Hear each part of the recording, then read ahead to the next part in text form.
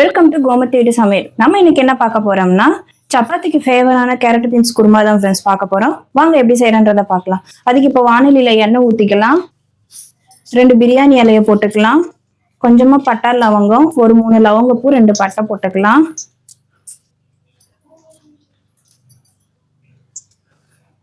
இதுல 2 பெரிய வெங்காயம் அரிஞ்சு வச்சிருக்கிற அதையும் சேர்த்துக்கலாம்.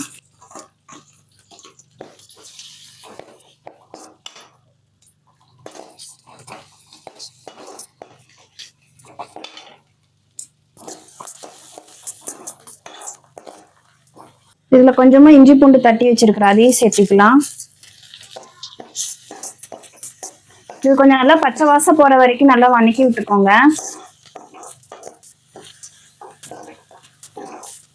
இதுல 2 தக்காளி அரிஞ்சு வச்சிருக்கிற அதையும் சேர்த்துக்கலாம்.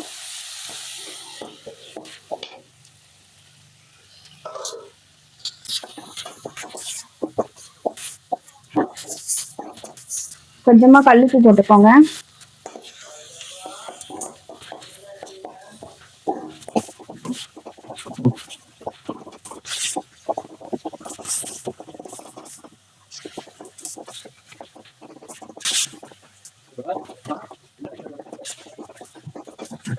இப்ப தக்காளி நல்லா ஓரளவுக்கு வதங்கிடுச்சு. இதுல இப்ப நம்ம காய் சேர்த்திக்கலாம்.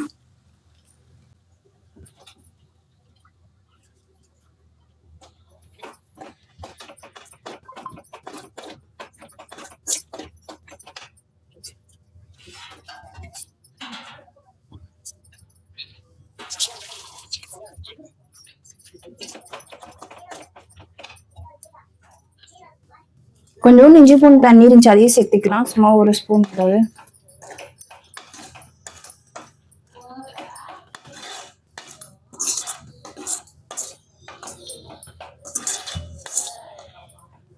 இப்போ இதுல காரத்துக்கு ஏற்ப மிளகாத்தூள் சேர்த்துக்கலாம்.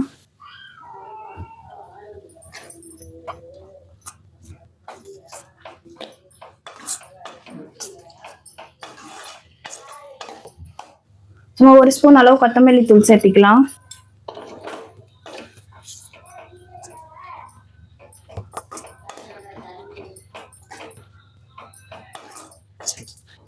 கொஞ்சமா மஞ்சள் தூள் சேர்த்துக்கலாம்.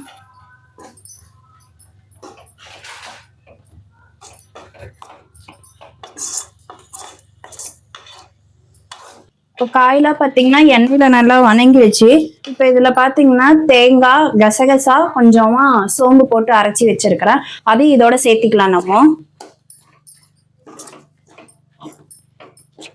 முந்திரி ஒரு 4-5 முந்திரி போட்டிருக்கேன் ஃப்ரெண்ட்ஸ். முந்திரி, கசகசா, சோம்பு, தேங்காய் அரை மூடி எல்லாம் சேர்த்து அரைச்சி வச்சிருக்கிறேன்.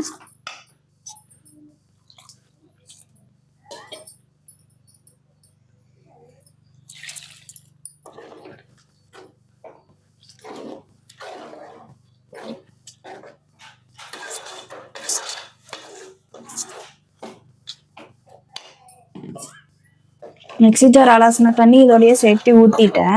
இப்போ நல்லா இதுக்கு தேவையான அளவு உப்பு போட்டுக்கலாம். ஆல்ரெடி கொஞ்சம் போட்டிருக்கிறேன், அதனால இப்போ கொஞ்சமாக போட்டுக்கலாம். பார்த்துட்டு கூட போட்டுக்கலாம்.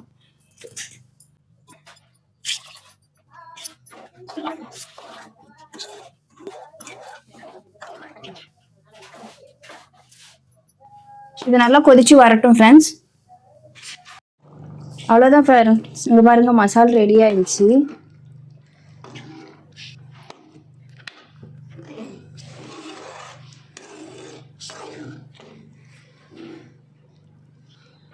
அவ்வளோதான், மசாலா ரெடி ஆயிடுச்சு.